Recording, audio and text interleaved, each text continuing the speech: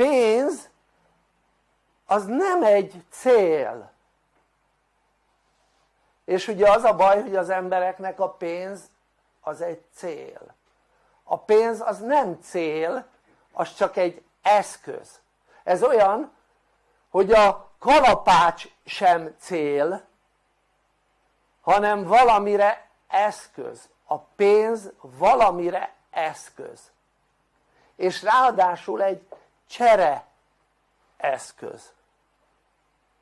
Tehát ami annyit jelent, hogy az embereknél direkt elérték azt, szándékosan elérték azt, hogy félreértsék a pénz működését, szándékosan elérték, hogy a pénz legyen a céljuk,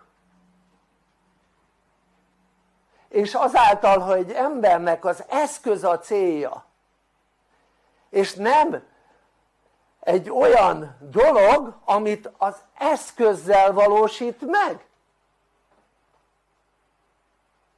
akkor félrecsúszik az illetők élete. Tehát most gondold végig, hogy ha csak otthon felhalmozol céltalanul, akkor mi fog történni? Lesz egy csomó dolgod, aminek semmi értelme, semmi, és egy idő után ettől a sok dologtól nem fogsz elférni.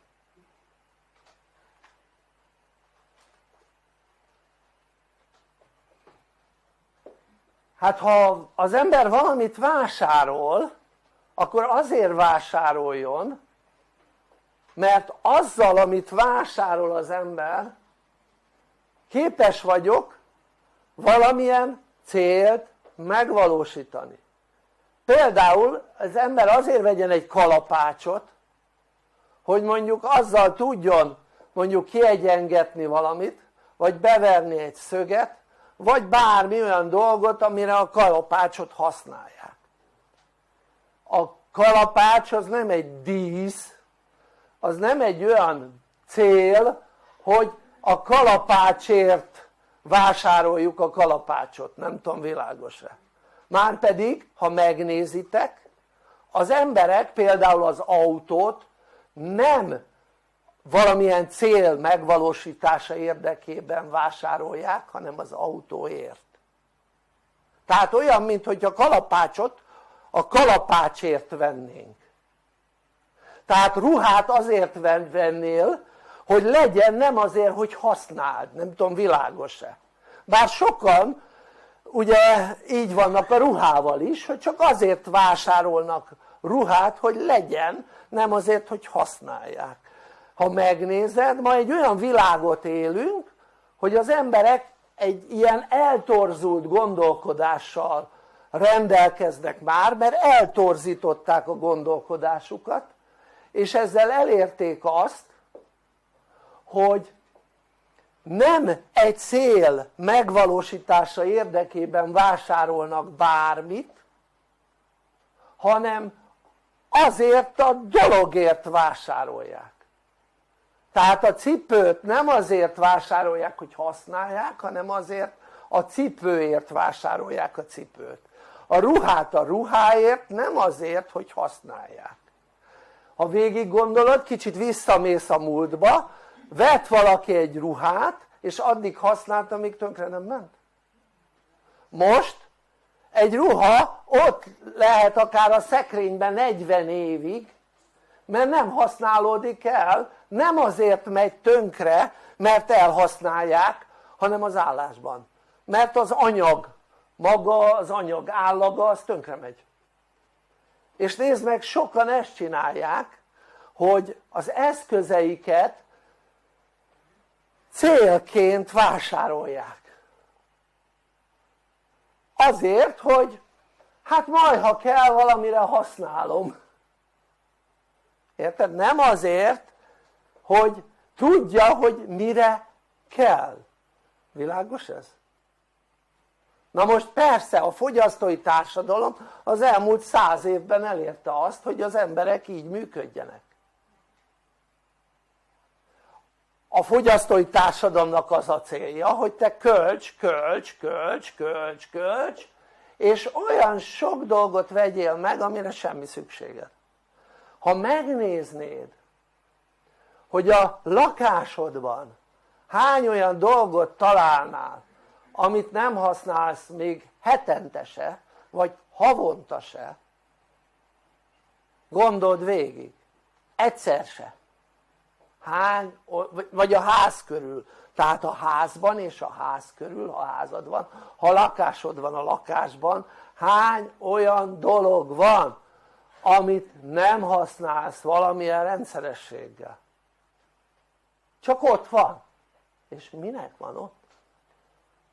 Minek vetted meg? Nincs célja annak, hogy ott van. Az csak megvetted azért, mert elérték, hogy megtetszen. Érted? Nem azért vetted meg, mert milyen jó lesz erre, arra, amarra valamilyen dolgot megvalósítani vele, nem, hanem azért vetted meg, mert megtetszett. Tehát az emberek most dolgoznak, tudod miért?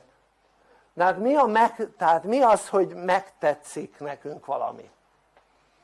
Amögött tudod mi van? Egy érzelem. Tehát hogy neked valami megtetszik, az egy érzelem. Az értelmünk az a következőt mondaná egy ilyen esetben. Ugye van, akik még nem tudják, mondom nekik, hogy az agyunk az két fél részből áll. A jobb agyféltekénkből és a bal agyféltekénkből. A bal agyféltekénkben helyezkedik el az érzelem, a jobb agyféltekénk pedig az értelemért felelős. És az embernek megtetszik valami, a megtetszés bal agyfélteke, de a legtöbb ember mit csinál? Megtetszett, fogja és megveszi. A jobb agyféltekéjét, ha használná netán, az értelmét használná, akkor az rögtön azt mondaná, hogy minek veszed meg, mire fogod használni, kell-e az neked. Tehát magyarul az értelem az mérlegel, az érzelem soha sem mérlegel. Az érzelem az úgy működik, hogy mitől én valakinél látsz valami olyan dolgot, ami megtetszik, akkor elkezdesz vágyódni azután a dolog iránt. Ez megint csak baloldal, megint csak ösztön, megint csak érzelem, tehát az ösztön érzelem összekapcsolódik teljes egészében, és az ember megveszi azt a dolgot, ha szüksége van rá, hanem csak azért, mert megtetszett. És nagyon érdekes, mert valahogy ez úgy működik, hogy minél szegényebb családból származik valaki, annál inkább az van, hogy nem tud ellenállni annak a dolognak, és megveszi, ha van pénze természetesen. Tehát minél szegényesebb gyerekkora volt, tehát anyagi szempontból a szülők minél szegényebbek voltak, annál inkább nem tudja magát korlátozni abban a kérdésben, hogy megvegyen olyan dolgokat is, amire az ég adta világon semmi szüksége nincs. A gazdagabbak, akik olyan családban nőttek föl, ahol nem szegények voltak a szülők, a gazdagabbak azok sokkal hajlamosabbak a mérlegelésre, hogy kell-e az nekem, mire fogom azt használni, ez a mérlegelés. És ha nem tudom, hogy mire fogom használni, csak tetszik, akkor nem veszem meg.